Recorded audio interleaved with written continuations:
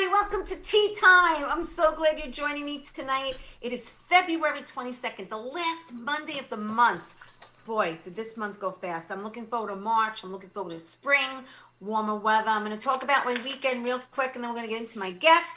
Didn't do too much this weekend. I mean, Friday just really hung out and just chilled. Saturday, just relax, but I had to make sure, since I'm one of the 84 million people to watch Bridgerton, that I tuned in to watch Reggae Gene Page on SNL Saturday night, and he did a great job. It was wonderful to watch and to listen. Sunday was kind of like do stuff around the house day between laundry, and then I made my spaghetti and meatballs Sunday night. And that's really it. I just want to say a really quick happy birthday to SNL Rachel Dratch. I want to say happy birthday, Drew Barrymore. And I also want to say that my friend Irene Bremis and Frank have a show on Tuesdays at 2 p.m. called Mother May I. So you guys need to check that out. My girl Irene has joined Strong Island. I'm so excited for her. So listen, let me get to my guest. There's a lot to get to. He's a producer, he's a writer, he's a director. He's had his hands on every button in the industry. Please welcome Marcus Reyes. Hey Marcus, how you doing? Hi, hello. How are you? Good evening. I'm so glad you're joining me tonight. Thank you. Great to be here. Great to be here. Yeah, so I want everyone, we only met a little while ago ourselves, and Yeah, there's a lot that I, do my research and I find out about my guests, but I want everyone to, find out who Marcus Reyes is, and let's start by where you were born, because you were born on an island, my friend. yeah. So I was born in the island of Trinidad and Tobago. The, Basically, if you look on a map, it's like the last two islands in the Caribbean, close to Venezuela, South America. Yeah, that was my place of birth. My family was a very mixed family, half I guess you would say Caribbean and Chinese and Spanish combined, So yeah, pretty interesting family to be in. So how old were you when you came to the States and landed in Brooklyn? Yeah, yeah. So my dad, he decided to bring me to the U.S. to kind of give me a different life, I guess, and I moved. I was dropped right in the middle of Flatbush, Brooklyn, which was a real culture shock because coming from the Caribbean and being in the middle of like a concrete jungle, it was really like, definitely one of those things where it was a culture shock, Oh, you know. I'm sure. I mean, palm trees for concrete. Yeah, it's definitely a culture shock. You went to Prospect High in Brooklyn. You went to Prospect High School. Yeah, yeah. So that was my high school that I went to. My dad and my stepmom wanted to put me in a high school called Boys and Girls High, which is kind of like the closest you would get to sort of like being in school in the Caribbean. And that was a school known for like being close to like the sort of the learning curve or learning curriculum of Yeah, like because being in the Caribbean. well, how old were you? How old were you when you came here? So I was like 13 years old when I came to the US. Yeah. Yeah. And that's a rough age, being a teenager, learning how to fit in, making Yeah. friends. You have such a outstanding personality. Were you as outgoing back then, or were you a little shy?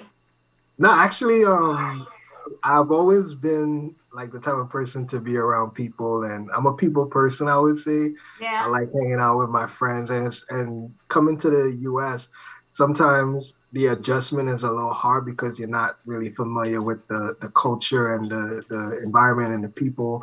But I have a pretty big family on my dad's side, so when I came here, I was kind of like already getting familiar with a lot of people from my neighborhood, and it's interesting because at my high school they all went to the same high school as well, so it was kind of like basically going outside but to school. So yeah, same. It was pretty good. Just getting to know everyone. I had a lot of friends from other Caribbean islands as well, so I got to learn about other cultures and other people from different places. Yeah, yeah.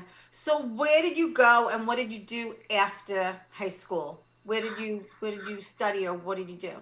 So when I graduated high school, I had a job waiting for me 2 weeks after high school. One of my family friends got me a job with Bank of America as a data entry clerk. Uh-huh. Or I would say not a data entry clerk, more like a file clerk. Okay. And it was in New Jersey, and I remember that being like my first job out of high school, and it was just kind of like just filing documents. Yeah. Yeah, We all that we all that. have that one job, whether it's in high school or right out of high school or college, just to just to get your foot in the door, put something on a resume, and put some cash in Yeah, your pocket. But I yeah, have to say, this is you've always wanted and dreamt of being a filmmaker. You've always had that passion of yeah. of bringing stories to people and Mhm. and expressing yourself. Yeah. So what happened after the bank? So so I would say I think like to go back a little too, like growing up, like I would say like I definitely had like a vivid imagination of like creating things. And I remember like you would have your toy figures, and I would make up like storylines and scenarios, and I'll continue it the next day from where it left off. And it's funny because when I look back at it, I'm like, wow, that was actually me being that person, that creative mind when I was little, not realizing like I was actually writing stories, as a kid with my action figures. And it was like, wow, that actually makes sense now. So, but after like Bank of America, I had like maybe like two more jobs. Like I think I worked at the UPS main office. I was doing data entry there, and I worked at Columbia University as a uh, sort of like administrative assistant. And then I like moved on to my last corporate job where it was like not anything to do with entertainment. It was at Macy's. I worked in the buying office, and I worked there for like a year, and then I quit. So Yeah. that was when I got into television because I saw a job listing for a traffic person in television. And for people that know television, a traffic person is someone that schedules commercials and schedules shows and things like that. So it was a startup company called Imagination TV. They were like new, they were like a new TV station. And Uh-huh. I just was like, let me just give it a shot and see. And when I went in for the interview, the person that interviewed me, his name was Anil, I forgot his last name. He said to me, he said, I didn't have any TV experience either. So he was like, you have kids? I was like, yeah, I just had a son, blah, blah, blah. And he was like, okay, well, I'll tell you what, I'm gonna give you this job and promise you to take care of your son. I was like, Oh, cool. So he hired me the same day of the interview, and I started working in TV. And that's when I realized like I really had a passion for media, because that's where I learned everything about media. yeah, you got your hands on everything, which is so important in this industry. So you have many different facets. I mean, hands on from camera to sound to editing and cinematography, and I mean everything imaginable underneath that umbrella. Your hands have touched, and Yeah, that is such a facet and it's such an asset at the same time yeah, to be able to say, yeah, I can edit and I can pick up a camera and I could do boom and I could do this and I could do that. It's amazing. And until you're actually on a set and you see the gaffer and what everybody does, because there's yeah, so many different people, you doing all of it and knowing you can do it and not rely on someone to do it. yeah, That's like the best, yeah. seriously. Yeah, I walked into filmmaking completely non-experienced. I had no experience. I didn't go to film school. I had no idea how to write a script. I had no idea how to even work a camera. Basically, like while I was at my first TV job, the company went out of business, and then I went on to work at Fox doing the same thing. And while I was there, I wanted to kind of like at that time, digital media was taking off. So everybody was getting into digital media, and I kind of Yeah. liked the idea of digital media as well. So I asked if I can get like, like a position in that field, and they told me, well, you don't have your degree, and I'm like, well, that sucks, So I went back to school full time, and I went to a media school called Full Sail University, which is big on media, and I got my bachelor's in business and my entertainment business, and I got my master's in internet marketing. And after college, I got hired with the NBA. I worked there for like a year, and then I had another job, which was like working with Vice. And Vice is a pretty big company that they're known for producing like really good grassroots content. And when I was there, they were just in the transition of being basically bought by Time Warner and some other big companies. And I started to see the culture shift, and I realized like it wasn't the same. It didn't have that original grassroots feel. They kind of like felt like they were going corporate. Corporate, yeah. So Oh, that I was like, happens you know a lot, what? right? Yeah, It does. yeah. And I said to myself, you know what? Like, I can do this. I can run a media company. I think I'll have some pretty good ideas and a good direction of where I would like to see media go. And I just took a leap. And December of 2014, I said, I'm going to start my own media company. It's crazy, but wild and exciting. And, not too many people follow their passion.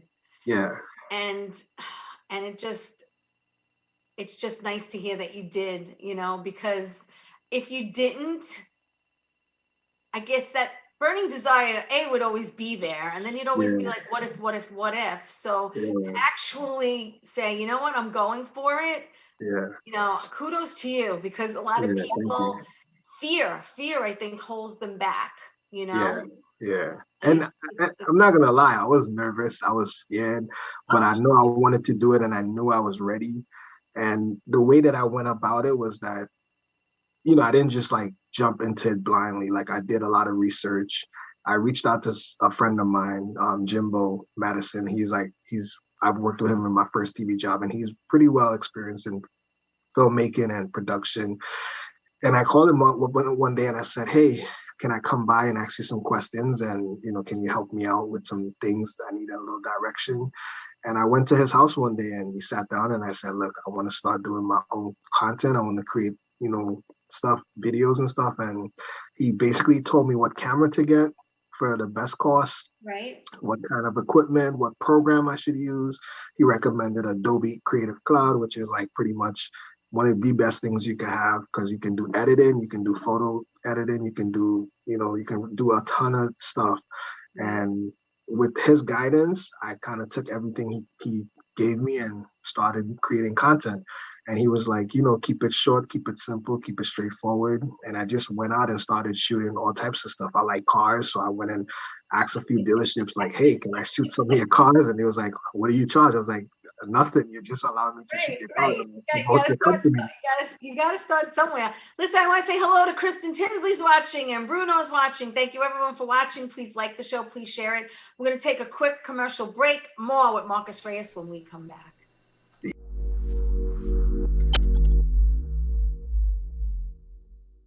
So where do you want to go tonight? Are you bored? Oh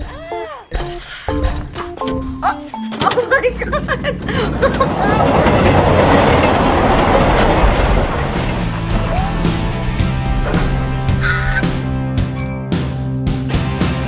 Hold on tight. We're going to Coasters. Coasters Tavern is located at 487 Newbridge Road in East Meadow. Their number's 516-557-2222. Well, hi there, Teresa. It's John York from General Hospital. I am just checking in because apparently you have a great talk show called Tea Time on Strong Island TV. I want you to have continued great success and have a lot of fun. It sounds like you're having a lot of fun, and that's pretty much the key to everything, isn't it? So continued success. I'm proud of you. Have a great day, Teresa. Bye.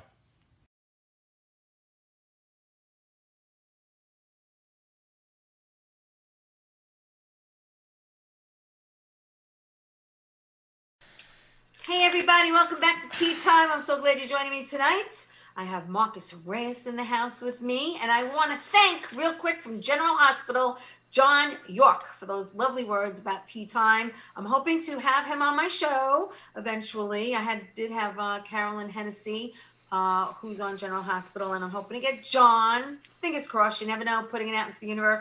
So listen, I'm with Marcus Reyes. He is a producer, he's a writer, a director, he's the founder of now say it, MoFi TV, correct?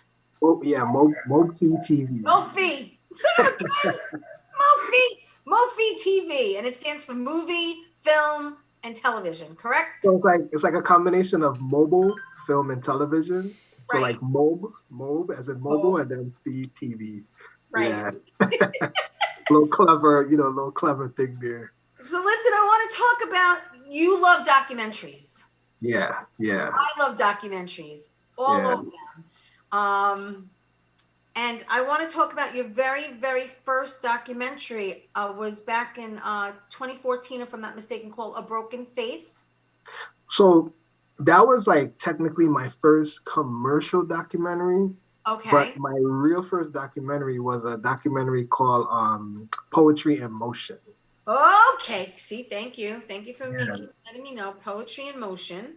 And but technically, A Broken Faith is considered like my first public, like commercial documentary. Okay. That was actually put out on a commercial sort of public platform.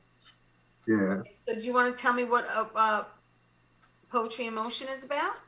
Yeah, so that documentary was I met a group of guys. You know, when you go on the train in New York, there's these guys that come out and dance and stuff. So I met with the guys because I saw one of their videos online, and I reached out to them and I said, hey, I like the way you guys perform, and I would like to follow you one day and see how you do this stuff.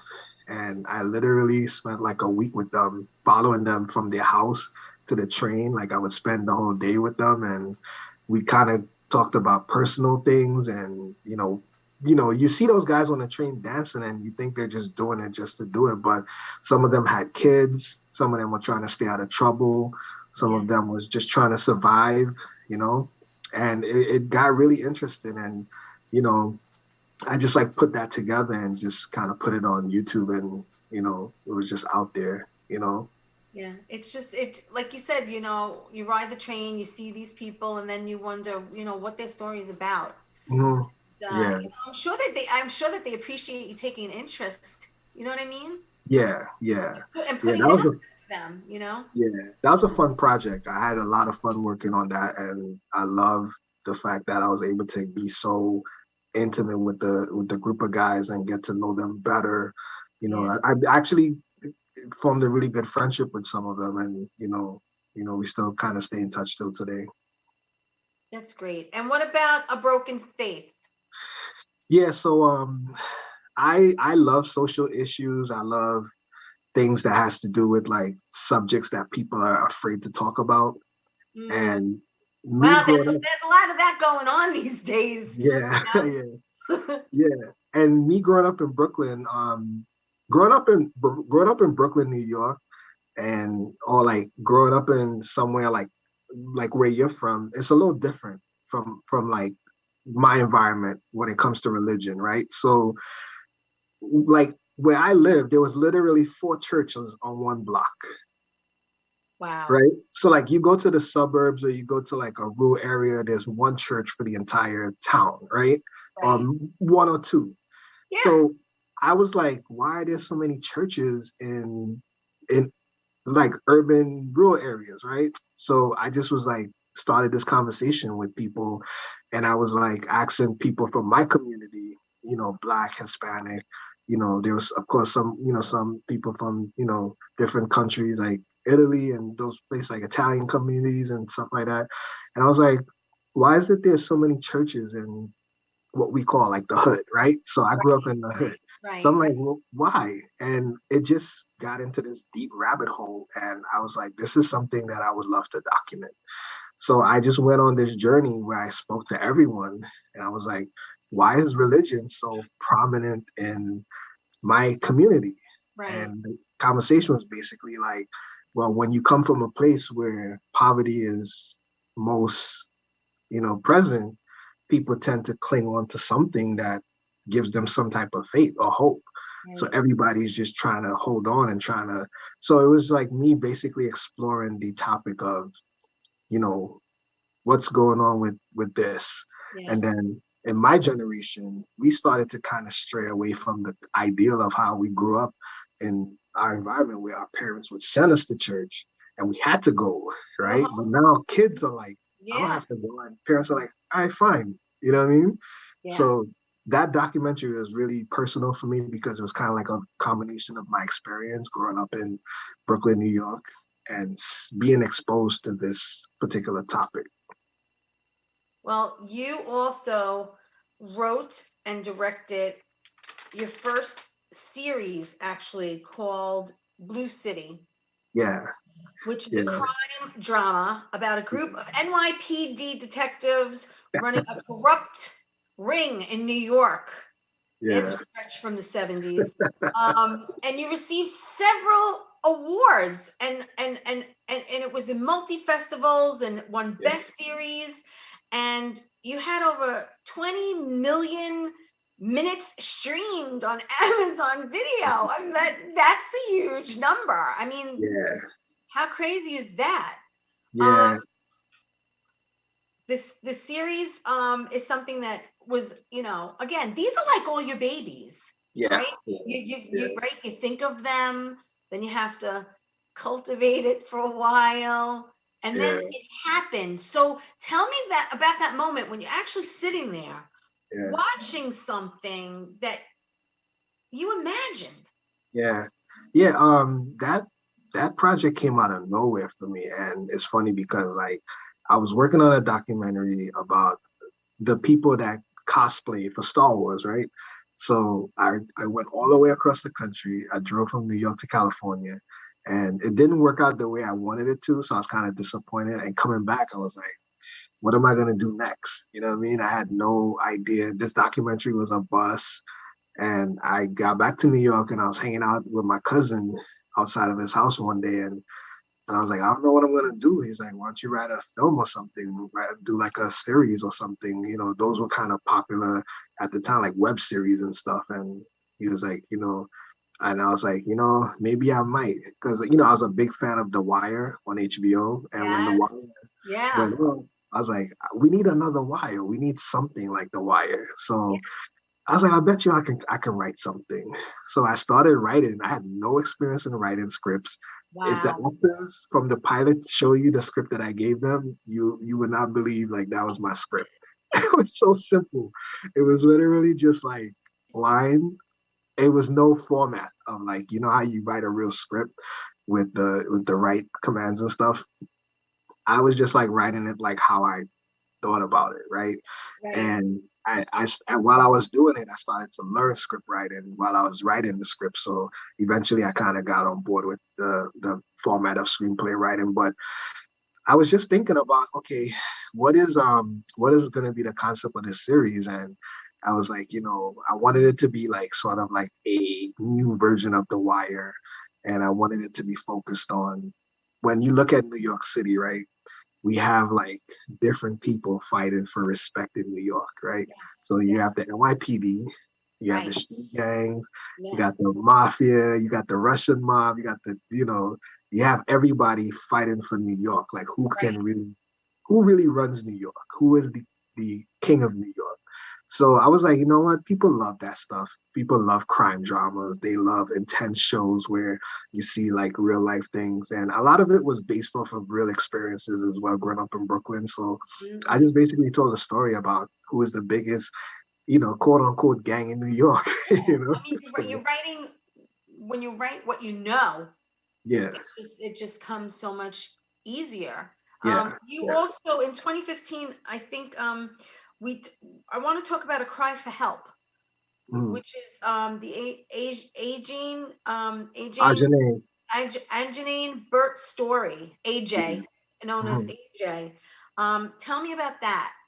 Yeah. So that documentary came into my so like into came into my life with someone that I worked with on a film. one of his friends wanted her grandson, Earlene, she lost her grandson due to suicide. So she wanted to do a documentary about suicide prevention and tell his story. So she did like a sort of a test version of it with a young lady from Ohio. And he sent it to me and said, take a look at this and tell me what you think. And when I saw it, I was like, oh, I see what she's trying to do. And I believe I can help her. And I reached out and said, hey, I know what you're trying to do, and I would love to help you with this. And she was like, really appreciative of it. And, we started filming for it. So we filmed in Ohio, we filmed in Texas, mostly Texas because that's where he lived at the time. Yeah. And also New Orleans, where some of his family members live. And when I started working on the project and I learned more about him, I went through his entire Facebook timeline. And I took notes, I took screenshots, I studied him. I was trying to get into what was going through his mind throughout the years. Yeah. And I started to interview family members. And as I interviewed one family member, it led to another. And it just kind of came together that way, you know? Wow. And yeah. Amazing. Well, you have so many creds and so many things that you've done between documentaries, a list of documentaries, a short TV series. You know what? I can't wait to dig into this with you because there's so much here. So we're going to take a quick break. Stay right there, everybody. We'll be right back with Marcus Reyes. Don't go away.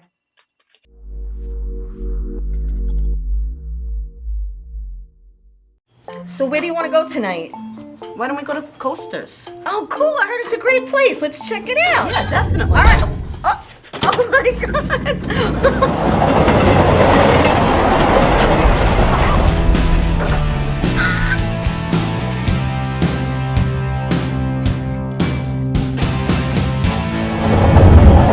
Coasters Tavern is located at 487 New Bridge Road in East Meadow. Their number's 516-557-2222. How you doing? It's Sal the Voice Valentinetti.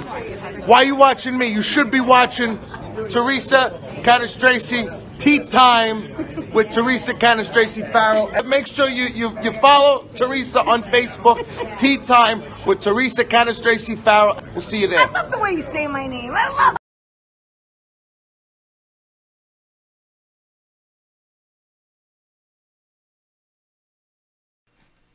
Hey everybody, welcome back to Tea Time. I'm so glad you're joining me tonight. I'm here with Marcus Reyes, and Marcus is a producer, he's a writer, a director. He's done many documentaries, he's done many TV series. He started his own company in 2014, and he's living the dream. He's living his dream, people. This is what it's all about. Taking your passion and just going for it, okay? Making every day count. That's right. So we were talking documentaries. I'm a huge documentary fan. Huge. I love true stories. I actually text you about the Dateline story, remember? And I'm like, you gotta watch this. Marcus and I are going to look forward to working together, him and I, on a documentary regarding a friend of mine whose sister was actually murdered many years ago. And it was never solved. It was never solved. And my girlfriend's been... she was able to lay her sister at rest, but there's never 100% peace, knowing that there's still someone out there who killed her sister. And we're going to, not give away too many details, but it's something that Marcus and I are very excited to work on. I am just so thrilled that you took an interest in my girlfriend Irene's story, and we're going to run with it and see where it leads, and maybe we'll freaking catch a killer. In the meantime, you never know. You never know. To catch a murderer. You never know. It can so happen, Marcus. It really can. So listen, Marcus, you've done a Broken Faith. You've done many, many, many documentaries. Education for Debt. Tell me about that. So I went to a college that was pretty expensive for what I did for my degree, right? And after college, I'm like, wow, like this is what people have to deal with every day when they go to college, just so that they can come out and get like a good job and make money. But it's like when you do come out of school, you're stuck with this debt, and no matter how much money you make, you still kind of go back into that bracket of like still struggling, right? Yeah. So I took a deeper look into it and I realized like we have a problem with college debt, right? It's like probably one of the top five things that Americans face when it comes to like, you know, just financial Yeah. issues and struggles and stuff.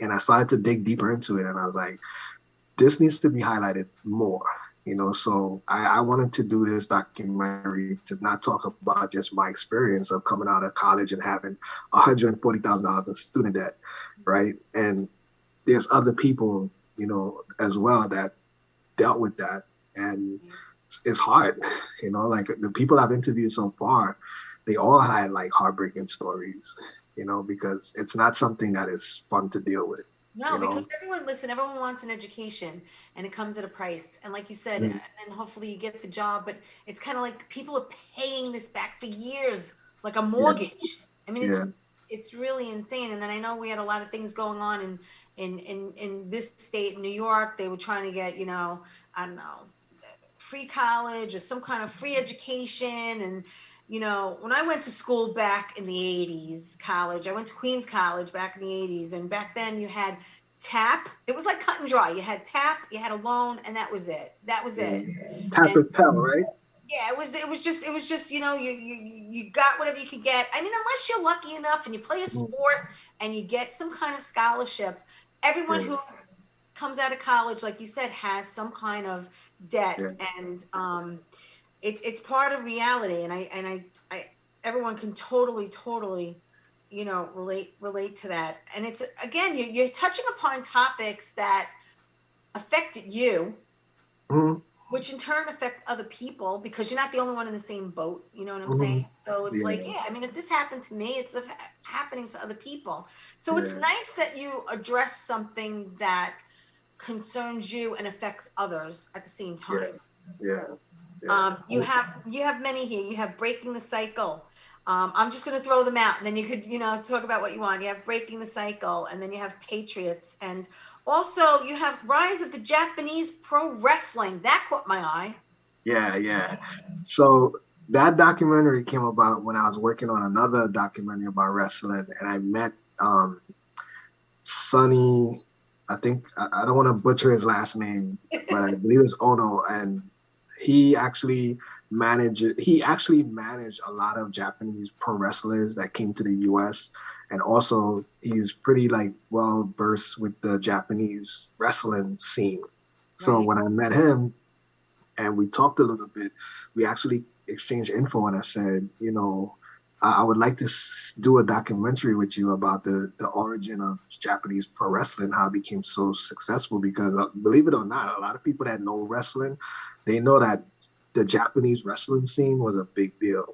You know, like it's reached like heights of like, you know, extreme success that we don't even really notice as Americans that are everyday people, that Right. they have a pretty big wrestling scene over there. And a lot of US wrestlers go there and do pretty well, you know. Oh, yeah. So yeah, it was something I wanted to do to just kind of show how the people that played a role, because he was part of that too. He played a big role in the success of Japanese pro wrestling. So I wanted to work on that with him. Amazing. Bleeding Kansas, the border war. Hmm. Tell me Yeah, about that.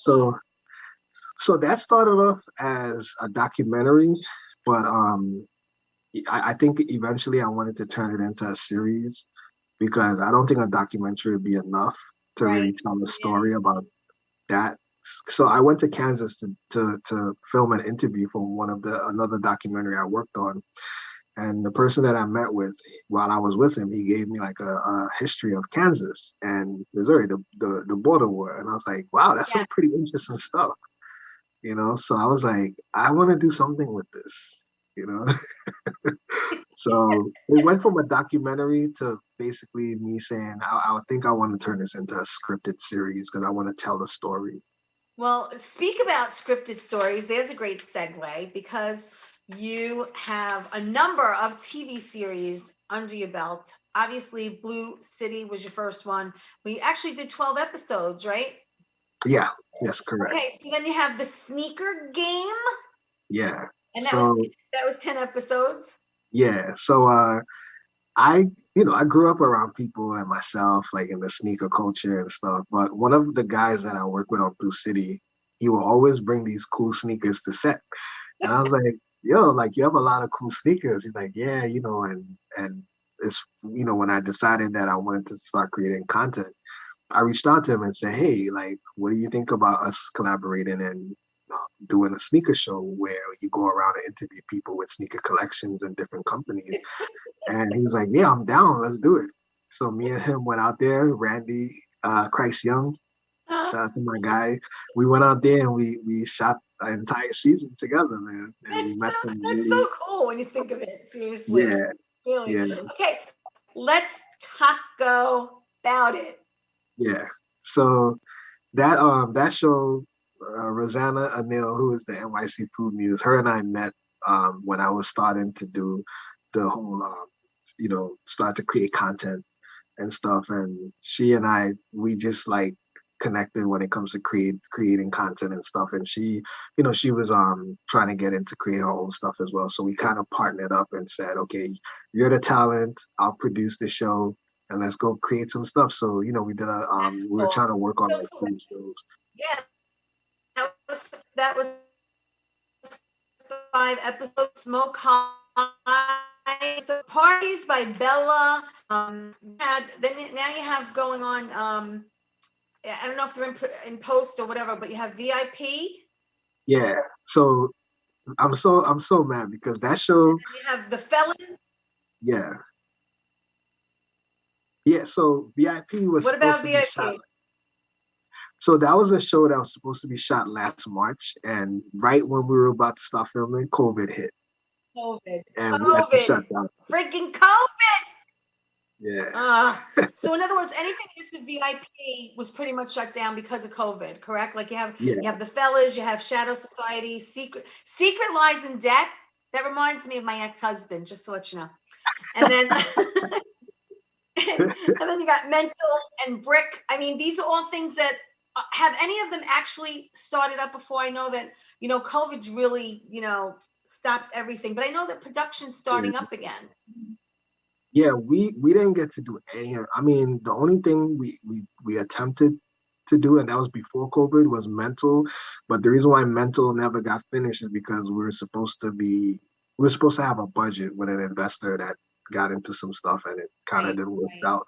But yeah, COVID did shut down a lot of our projects. Yeah, it's sad. I mean, I'm glad to see things are starting to come back slowly. But yeah, I mean, it's these are all your babies, and you want to see them all birthed, so to speak. Yeah. You know what I mean? Let me ask you a question. Someone comes to you with an idea, Mm-hmm. and I know you are looking for content for Mophie, and what do they do? What do they say? How do they reach you? How do they work with you? So most people that reach out usually either reach out through social media or through someone that knows, like a mutual friend or mutual connection.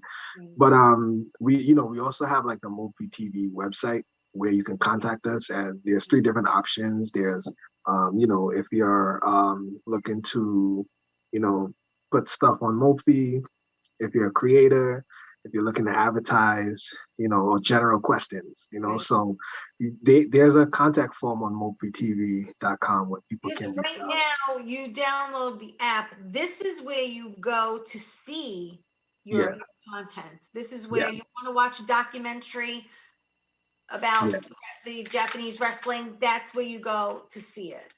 Right? Yeah, because anything that I create going forward, it goes straight to Mophie TV. It's basically like the canvas, It's yeah. Yeah, it's like the blank canvas for me and my guys to paint. I want to thank Bonnie crazy for tuning in. Hello, Marie and Latoya and Bruno and Kristen. Thanks everyone for watching. Please like the show. Please share it. I'm with Marcus Reyes. He's a producer, writer, director. I can call him a friend now. I'm so excited to be working with you in the future. God put you in my path for a reason, and I say thank you, thank you, thank you. We're going to take a quick commercial break, and when we come back, we're going to talk about upcoming projects and what you have going on, because you've got a lot going on. Stay right there, everybody. We'll be right back.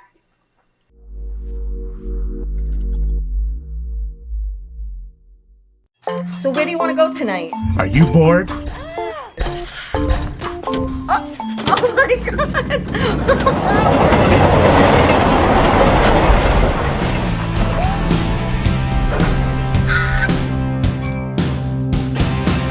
Hold on tight. We're gonna coast this. Coasters Tavern is located at 487 New Bridge Road in East Meadow. Their number's 516-557-2222.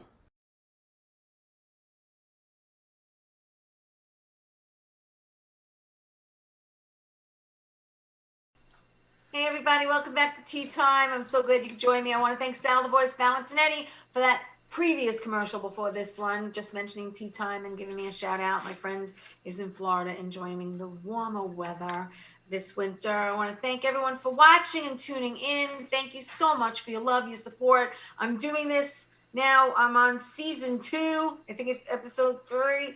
And I'm having so much fun just, meeting people in the entertainment industry from all walks of life. And Marcus Reyes is a new friend of mine that we met through another mutual friend. He's a producer, he's a writer, director. The man has done documentaries, which is one of my favorite things, and TV series. And you actually did a short, right? You did a short, Yeah. Arisoth?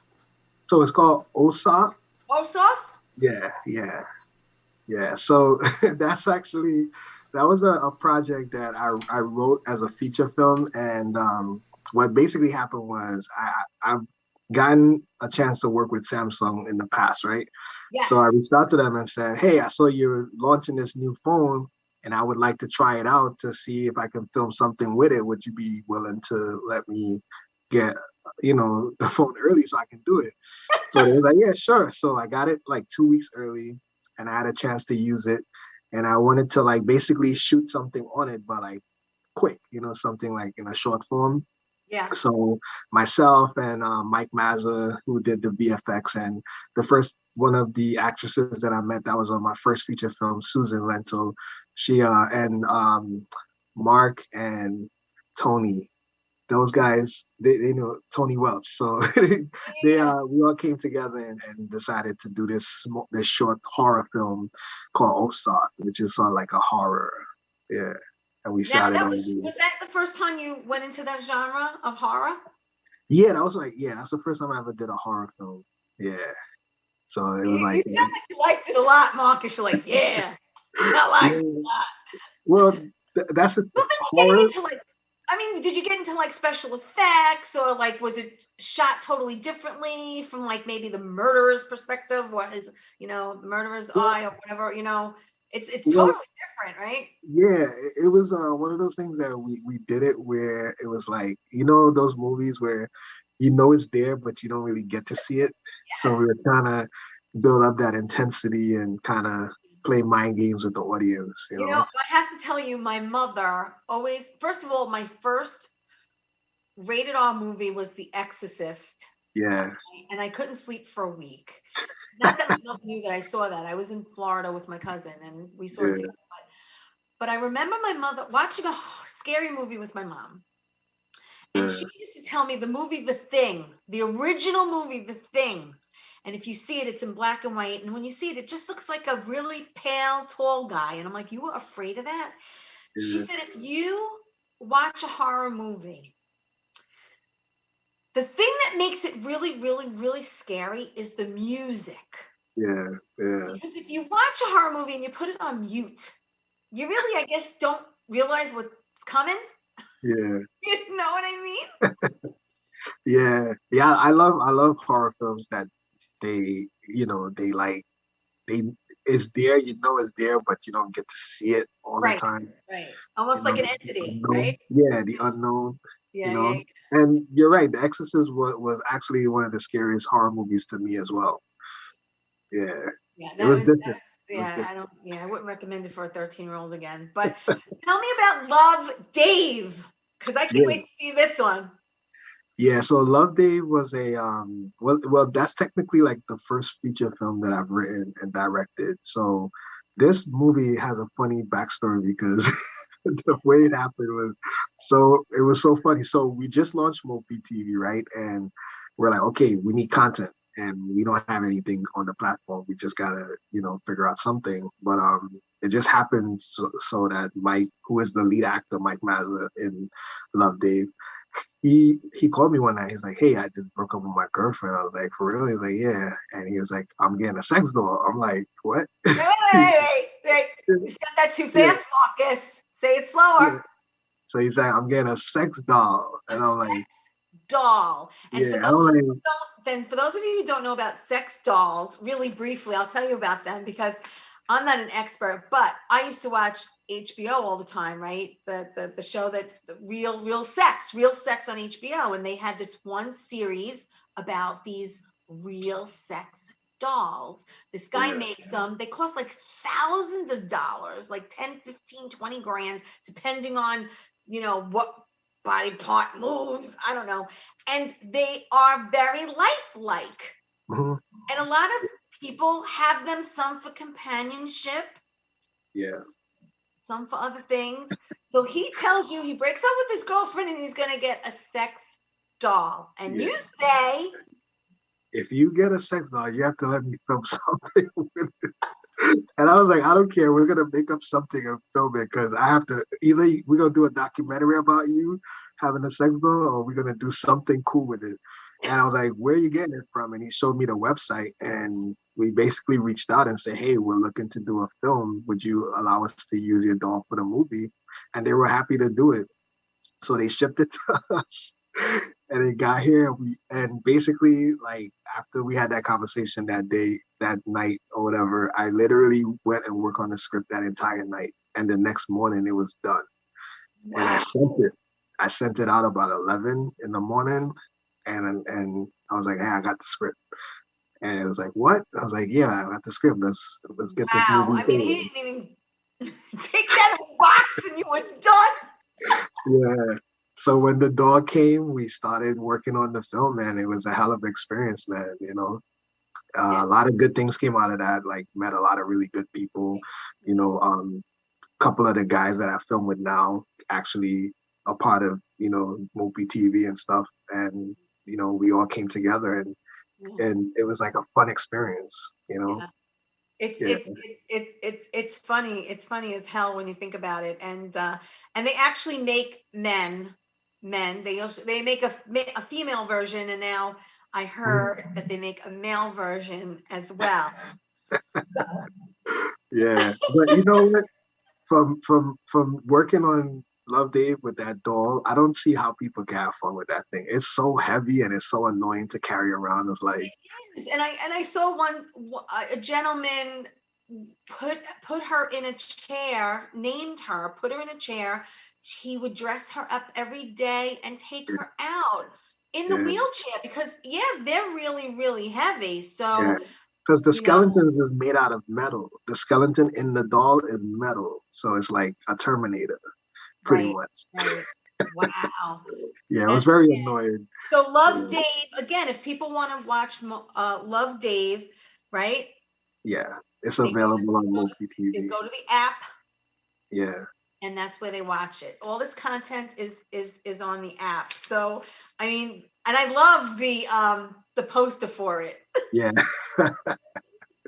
yeah, Tell you the truth, he's sitting on the couch with her next to him, the sex doll, and I didn't realize it. I mean, you really have to look good to yeah, realize that it's not a human being. yeah, yeah. It's a very interesting. Like when you see it in person, it's very interesting to see it. How it looks, like the parts look real. Everything is like real on me. I'm like, wow. That's what they're paying for. Yeah, And the authenticity of it. Yeah. Listen, we have like 5 minutes left, and I want to talk about upcoming things that you're working on. Mhm. Hopefully that are going to continue. You know, you had a bunch of stuff that had to come, to an abrupt stop because of COVID, but you have, I'm going to throw them out there, and then you pick whatever you want to talk about because there's so much. But you have Zero to Mars, you have The Matrix, Discipline's Path, Sleeper Agents, Ninja Clan, The Fall of Shinobi, Shinobi, Shinobi. Shinobi, Night, Yeah, and Black Wall Street Era. yeah.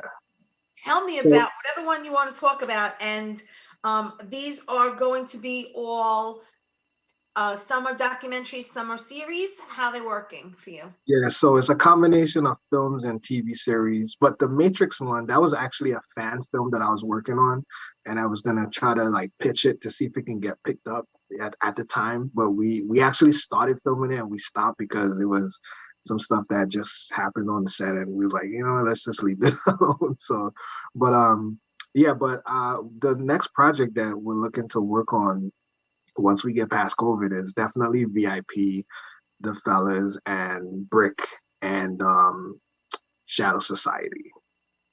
So a lot of those projects that I have on there, those are projects that are probably need like a much bigger budget.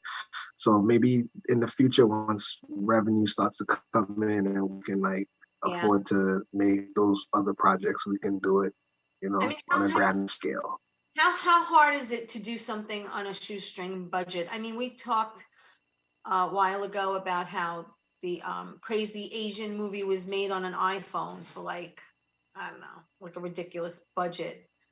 You know, how does that work? I mean, is it a matter of how short the film is, or how long you want it to go? So I mean, for me, it's interesting because like I just kind of my mind tells me when it wants to write and when it wants to create, and it kind of has its own thing going on. So I don't really like pick like, okay, I'm gonna write a film now and then I'm gonna write a series today or tomorrow. Like I just like right now, yesterday I started writing another feature film because I just had this one idea and it just spawned into a whole story. Right. So I just write whatever my mind is thinking at the time. So I never really pick like what kind of project I want to write or do or produce. It's all timing and kind of like the feel of the moment. So it's kind of like you have a topic, you have a subject, something comes to your mind, and it could be, I don't know, Yeah. another horror movie or something, and it comes to your head, and then you just start writing, and then depending on where you start and where you finish, then you decide what category it falls into. As far as Yeah, maybe because like if I film, pick a or series. yeah, yeah, yeah, because it all depends on how much of the story do I want to tell. Because there's some things you can tell in a movie, and there's some things where you can tell in a 10-part series, and then there's Right. stuff you can tell in a whole season. Right. So like for instance, I have a project called Rico, which is about all the Rico cases that we've known of throughout the years, right? So it started in the 70s and it went all the way up to like early to mid 2000. So a story like that has to be written for multiple seasons. And just a matter of how you want to tell the story. Yeah. Well, You listen, know? we have a minute left. Marcus, see how fast this goes. I just want everyone Yeah. to follow you, know what you're doing. So shout out to everybody how they can follow you, watch what you're doing, where to go to watch your films. Yeah. So yeah, just download the Mobi TV app, MOBFI-TV. Mobile platforms, connected TV. If you have Roku, Fire Stick, Apple TV, smart TVs, you can download the app there. It's free. You don't have to pay to download it. You can go in there and catch all the movies, and you can follow the Mobi TV social media apps as well and stay in touch with us and, interact with us, connect with us as well. Well, listen, you have an open invitation anytime, and I'm definitely going to have you back because we're going to talk about stuff that we're doing. But I want to thank everyone for watching, tuning in. Please like the show. Please share it. Thank you so much to Marcus Reyes for joining me tonight. Everyone have a safe week. Stay safe, and I'll see you next week, everybody. Ciao.